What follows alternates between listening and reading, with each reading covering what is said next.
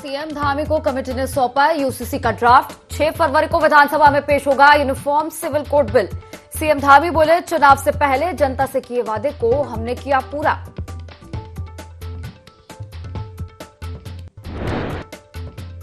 कल होगी धामी कैबिनेट की बैठक। यूनिफॉर्म सिविल कोड बिल को कैबिनेट के सम्मुख किया जाएगा पेश। 6 फरवरी को विधानसभा में पेश होगा बिल।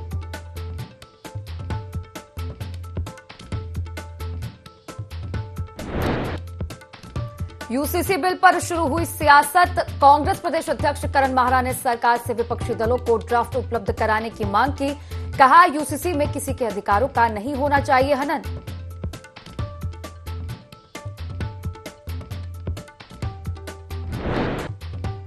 सफेद चादर में लिपटे पर्यटन स्थल। मसूरी से नैनीताल तक दिखे मनमोहक नजारे। सैलानियों के चेहरे पर खुशी।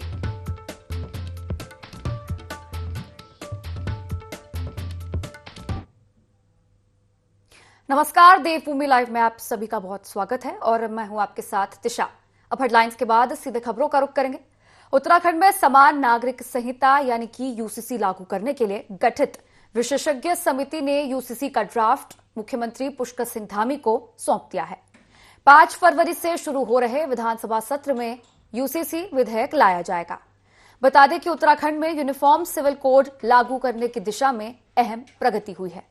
मुख्य सेवा सदन में आयोजित एक कार्यक्रम में यूसीसी समिति की अध्यक्ष न्यायमूर्ति रंजना प्रकाश देसाई ने मसौदा समिति के सदस्यों के साथ सीएम पुष्कर सिंह धामी को यूसीसी ड्राफ्ट रिपोर्ट सौंपी।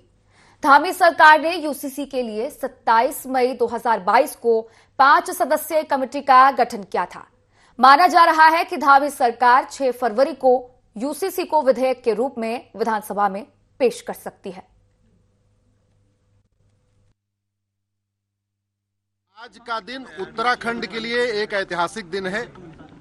आज उत्तराखंड में यूसीसी का ड्राफ्ट आ चुका है। उत्तराखंड की जनता, उत्तराखंड की सरकार, उत्तराखंड के मुख्यमंत्री को मैं धन्यवाद देता हूं। संविधान निर्माताओं का जो सपना था, एक भारत श्रेष्ठ भारत का, एक विधान सबके लिए एक समान, एक देश एक विधान, ये बाबा साहब अम्बेडकर, सरदार पटेल, श्यामा प्रसाद मुखर्जी सबका सपना था, वो आज उत्तराखंड में साकार होने जा रहा है। जो गुलामी के समय की कुरीतियां आई थी, इस यूसीसी लागू होने के बाद वो कुरीतियां खत्म होंगी। जो ब्रिटिश काल में कानून बनाए गए थे महिला पुरुष में भेदभाव करने वाले, वो कानून नलीफाई हो जाएंगे, वो कानून खत्म हो जाएंगे। और 2 वर्ष से थोड़ा ज़्यादा समय से एक व्यापक विचार विमर्श हर वर्ग हर तबके में करके और जो इनपुट लिए गए और जो इन्होंने अलग अलग अध्ययन किए उसके आधार पर एक ड्राफ्ट तैयार किया है, तो निश्चित रूप से बेहतरी के लिए है और जो इसके उद्देश्य हैं उनको पूरा करेगा। जब हमने पहली बार विधानसभा का उत्तराखंड का जो आम चुनाव हुआ था, उस चुनाव के समय आप सबके समक्ष हमने ये संकल्प रखा था कि नई सरकार के गठन होते ही हम सबसे पहले कोई काम करेंगे तो वो समान नागरिक संहिता को लाने के लिए, और ये देश का पहला ऐसा काम है जिसके लिए इतनी बड़ी संख्या में कि 10% लोगों ने प्रदेश के अंदर अपनी राय इस पर रखी है और उनकी राय के आधार पर हम आगे बढ़े हैं। ये ड्राफ्ट जिसकी लंबे समय से सभी लोगों को प्रतीक्षा थी, हमने भी जो संकल्प लिया था और जो उत्तराखंड की देवतुल्य जनता के साथ हमने जो वायदा किया था कि हम इस काम को पूरा करेंगे, तो आज वो काम हमारा लगभग ड्राफ्ट मिलने से आगे बढ़ गया है और आज उत्तराखंड में एक ऐसे काम की शुरुआत हो रही है, एक ऐसा काम आगे बढ़ रहा है जिसकी प्रतीक्षा देश को लंबे समय से। भाजपा के प्रदेश प्रभारी दुष्यंत गौतम के बयान पर कांग्रेस प्रदेश अध्यक्ष करण माहरा ने पलटवार किया है। बता दें कि भाजपा प्रदेश प्रभारी दुष्यंत गौतम ने देहरादून में भाजपा की टिहरी लोकसभा चुनाव कार्यालय के उद्घाटन में भाषण देते हुए कहा था कि इंडिया गठबंधन के दल आपस में मोहल्ले के कुत्तों की तरह भौंकते लड़ते हैं, लेकिन जब उनको पकड़ने के लिए गाड़ी आती है तो सब मिलकर उस गाड़ी पर भौंकने का काम करते हैं। वहीं इस बयान पर कांग्रेस प्रदेश अध्यक्ष करण माहरा ने कहा कि दुष्यंत गौतम कौन है, मैं उन्हें नहीं जानता। उन्होंने आगे कहा कि दुष्यंत गौतम को पता होना चाहिए कि कुत्ता वफादार होता है और अंग्रेजों के मुखबिर और गांधी के हत्यारे वफादारी के बारे में क्या जाने। दुष्यंत गौतम कौन है मैं नहीं जानता, क्योंकि इतना जरूर जानता हूं जहां से ये बात आई है वो गांधी के हत्यारे नाथुराम गॉडसे के चेले लोग हैं और उनसे यही उम्मीद की जा सकती है। जो अंग्रेजों के मुखबिर रहे हों, गांधी के हत्यारे रहे हों, वो लोकतंत्र में दूसरी पार्टी पे ऐसी ही टिप्पणी करते हैं। वैसे गौतम जो भी है उसको ये पता होना चाहिए कि कुत्ता वफादार होता है और वफादारी को जयतंत्र क्या समझे, वफादारी को अंग्रेजों के मुखबिर और गांधी के हत्यारे क्या समझे। क्योंकि अगर सनातन धर्म की बात करते हैं तो शायद महाभारत और पांडवों के बारे में सुना होगा। पांडवों को भी स्वर्ग की सीढ़ी तक पहुंचाने वाला कुत्ता ही था, ये गौतम को याद रखना। भारतीय जनता पार्टी के प्रदेश प्रवक्ता सुरेश जोशी ने हरिद्वार में प्रेस कॉन्फ्रेंस करके केंद्र और राज्य सरकार की उपलब्धियां बताई। सुरेश जोशी ने कहा कि भाजपा अपने विकास कार्यों की उपलब्धियों के दम पर लोकसभा चुनाव में उतरेगी और प्रचंड और अभूतपूर्व जीत दर्ज करेगी। इसके साथ ही सुरेश जोशी ने कहा कि जो लोग उत्तराखंड में यूनिफॉर्म सिविल कोड का विरोध कर रहे हैं वो लोग उत्तराखंड का हित नहीं चाहते, क्योंकि यूसीसी लागू होने के बाद प्रदेश में सभी धर्म और वर्ग के लोगों को समान अधिकार दिए जाएंगे।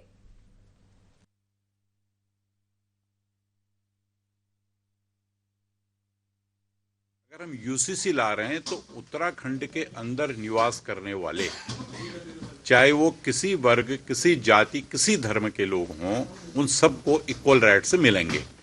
तो विरोध तो वो लोग करेंगे जो उत्तराखंड का हित नहीं चाहते हैं, चाहे वो कांग्रेस पार्टी हो, चाहे कोई और लोग हों, को हम बहुत जल्दी विधानसभा के पटल पर रखेंगे और सब लोगों की राय से, सब दलों की राय से एक सशक्त भू कानून उत्तराखंड में बने, ये हम लोग चाहते हैं। उस रिपोर्ट के आधार पर सभी लोग निर्णय लेंगे और सख्त भू कानून उत्तराखंड में लागू होगा। अभी जो बजट आएगा निश्चित तौर पर वो जो है कि एक लोक कल्याणकारी बजट होगा, उसमें जो है कि सबका साथ, सबका विश्वास, इस तरह की जो बात हम बोलते हैं वही उस पर होगा। और मुझे आशा इस बात की भी है कि उस बजट में हमारे राज्य को भी बहुत कुछ मिलेगा। प्रदेश भर के राजकीय अस्पतालों में रेडियोलॉजिस्ट की भारी कमी बनी हुई है।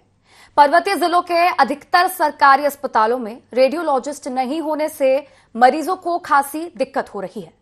व्यवस्थाएं बनाने के लिए स्वास्थ्य विभाग ने पीपीपी मोड के जरिए सरकारी अस्पतालों में अल्ट्रासाउंड कराए जाने के निर्देश जारी किए हैं। उत्तराखंड की DG health doctor Vinita Shah ने कहा कि प्रदेश के अधिकतर जिला और उपजिला अस्पतालों में रेडियोलॉजिस्ट उपलब्ध हैं और अब हमारा प्रयास सीएचसी में रेडियोलॉजिस्ट के पदों की भरपाई करना है। साथ ही कहा कि फिलहाल जिन सीएचसी में अल्ट्रासाउंड मशीनें हैं वहां पर हम रोटेशन के आधार पर जिला अस्पताल से रेडियोलॉजिस्ट को भेजकर अल्ट्रासाउंड करा रहे हैं।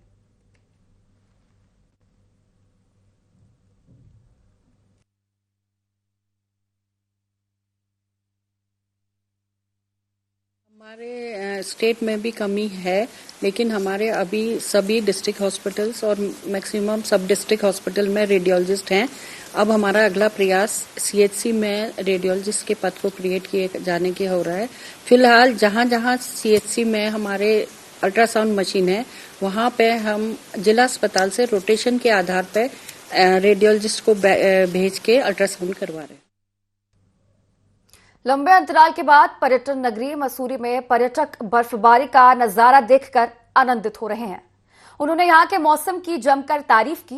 वहीं धनौल्टी सुरकंडा देवी मंदिर के साथ ही ऊंचाई वाले क्षेत्रों में 6 से 8 इंच तक बर्फबारी हो चुकी है। उम्मीद जताई जा रही है कि आने वाले समय में और अधिक बर्फबारी होगी।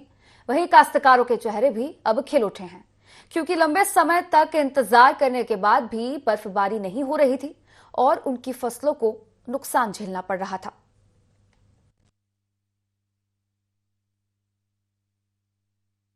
बहुत अच्छा लग रहा है यहाँ पे आके। हम जैसी आए वैसी स्नोफॉल स्टार्ट हो गई, तो वी लव मसूरी और हम बार बार आए, बार बार। तो हम बहुत ज़्यादा एक्साइटेड हैं और अभी हमारे ट्रिप के और 2 दिन बचे हैं, तो वी होप कि और ज़्यादा स्नोफॉल। लोग तो दिल्ली से आए हैं, हमें यहाँ बहुत अच्छा लग रहा है बिकॉज सीजन की पहली स्नोफॉल है as per the general sir, and it is amazing to be here and snowfall और बारिश का कॉम्बिनेशन, इतनी ठंड है यहाँ पर बट नज़ारे देखने लायक। जोशीमठ में वेस्टर्न डिस्टर्बेंसेस के बाद खुले मौसम के बीच नगर क्षेत्र के विद्यालयों में काफी रौनक देखी गई। लंबे शीतकालीन अवकाश के बाद कल बर्फबारी के बीच सीमांत के विद्यालय खोले गए थे, लेकिन ऑरेंज अलर्ट और बारिश बर्फबारी के कारण विद्यालय खुले रहे। हालांकि विद्यार्थियों की उपस्थिति ना के बराबर रही, लिहाजा सुबह खुशनुमा मौसम और चटक धूप के बीच विद्यालयों में बच्चों की उपस्थिति करीब 80% से ऊपर रही। खुशनुमा मौसम के बीच विद्यालय में बच्चों में काफी उत्साह देखा गया।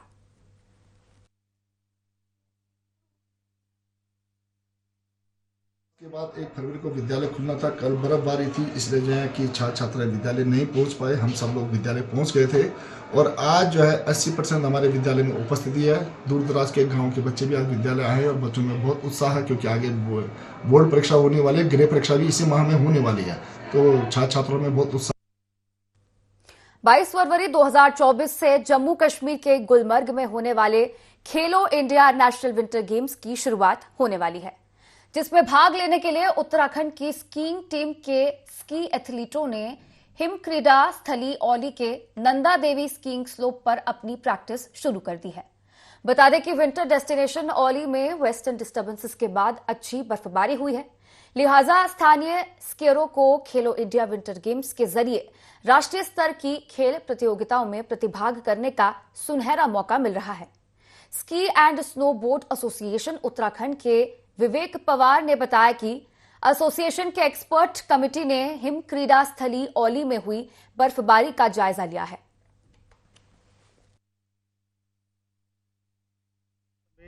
टाइम के बाद यहाँ पे स्नो गिरी है, तो हम लोगों ने भी स्कीइंग कोर्स और साथ साथ जो लोकल बच्चे हैं यहाँ पे की ट्रेनिंग भी स्टार्ट कर दी है आगे आने वाले विंटर गेम्स के लिए।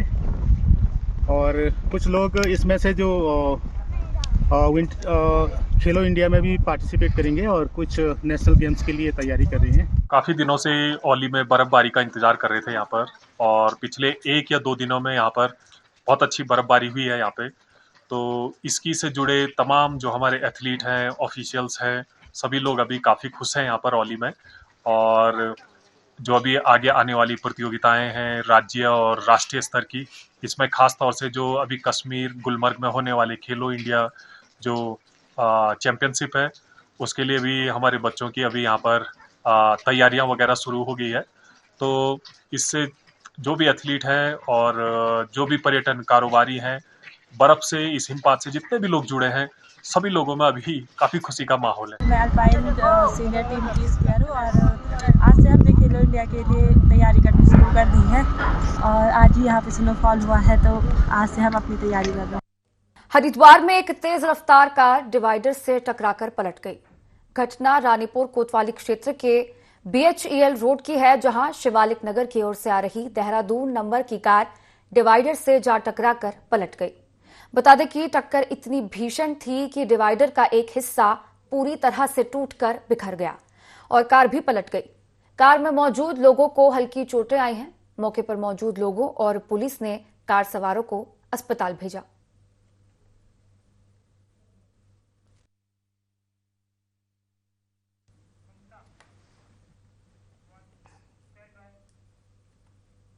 विधायक ममता राकेश ने छापुर शेर अफगानपुर में सड़क का उद्घाटन किया। इस दौरान ग्रामीणों ने विधायक का आभार जताते हुए जोरदार स्वागत किया। इस अवसर पर विधायक ममता राकेश ने कहा कि क्षेत्र के कोने कोने तक विकास पहुंचाया जा रहा है, सड़क के कार्य भी तेजी से किए जा रहे हैं। ग्रामीणों की समस्या के लिए वे सदैव तत्पर हैं। फिलहाल छापुर शेर अफगानपुर गांव में 40 लाख रुपए की लागत से इंटरलॉकिंग टाइल्स का निर्माण कार्य किया जा रहा है, जिसका आज शिलान्यास किया गया है। इसके अलावा क्षेत्र में करोड़ों के कार्य कराए जा रहे हैं।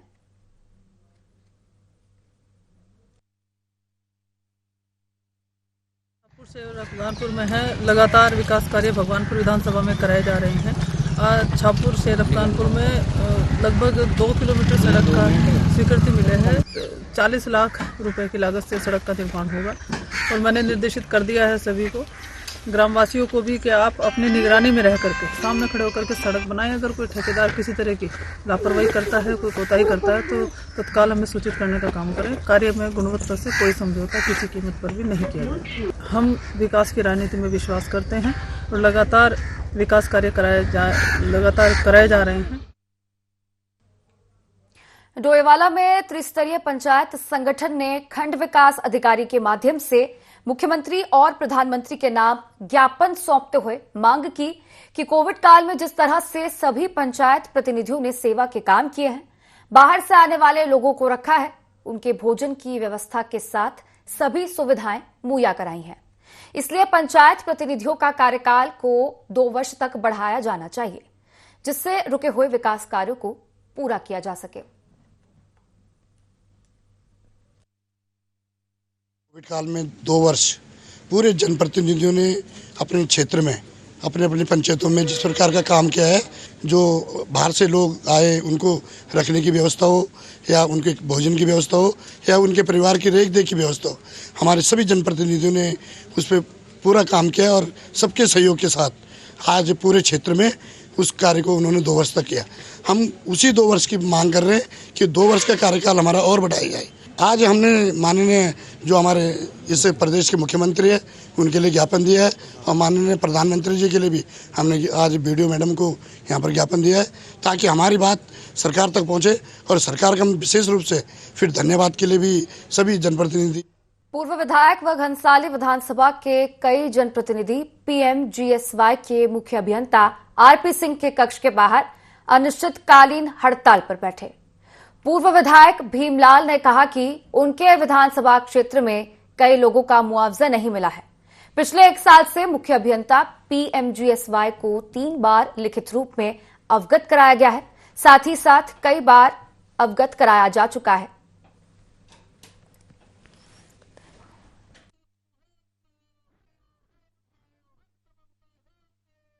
प्रधानमंत्री ग्रामीण सड़क योजना के तहत सीमांत विधानसभा क्षेत्र घनसाली में वर्षों के बाद भी जो है सड़क से प्रभावित काश्तकारों का आज तक प्रतिकर नहीं मिला है। तमाम अवस्थापना सुविधाएं जो मोटर मार्ग के निर्माण से क्षतिग्रस्त हुई हैं उनका पुनर्निर्माण नहीं हुआ है और हमारा दल्ला भीमलेद कोट बनोली मोटर मार्ग पर जो अनुसूचित जाति बस्ती है वो खतरे की जद में है। हम लगातार 1 साल से सुरक्षात्मक कार्यों की बात कर रहे हैं, हाउस निर्माण, गूल निर्माण और गौशालाओं का प्रतिकर, इन सब चीज़ों के लिए हम लोग मांग कर रहे हैं। और 1 साल की परिधि में मुख्य अभियंता रवि प्रताप सिंह से 3 बार वार्ता हुई और रवि प्रताप सिंह ने मुख्य अभियंता ने जो है हमको 2 बार लिखित आश्वासन भी दिया है, लेकिन 1 साल बीत जाने के बाद तमाम लिखित आश्वासन के बाद अभी तक प्रभावितों का प्रतिकर नहीं मिला है। प्रदेश में पिछले 5 दिनों से बारिश और कड़ाके की ठंड के बावजूद गुरिल्ला का अनशन चल रहा है। बता दें कि प्रदेश में लंबे समय से गुरिल्ला नौकरी और पेंशन को लेकर मांग कर रहे हैं। लोहाघाट के गांधी पार्क में गांधी जी की मूर्ति के नीचे अनशन पर बैठे गुरिल्ला संगठन के जिला अध्यक्ष ललित बगोली और गुरिल्ला धीरज पुनेठा ने कहा कि जब तक सरकार उनकी मांग नहीं सुनेगी अनशन जारी रहेगा। उन्होंने आगे कहा कि गुरिल्ला अपनी मांगों को लेकर पिछले 17 सालों से आंदोलन कर रहे हैं। साथ ही आने वाले लोकसभा चुनाव को लेकर चेतावनी दी कि अगर मांगे नहीं मानी गई तो लोकसभा में मतदान का बहिष्कार किया जाएगा।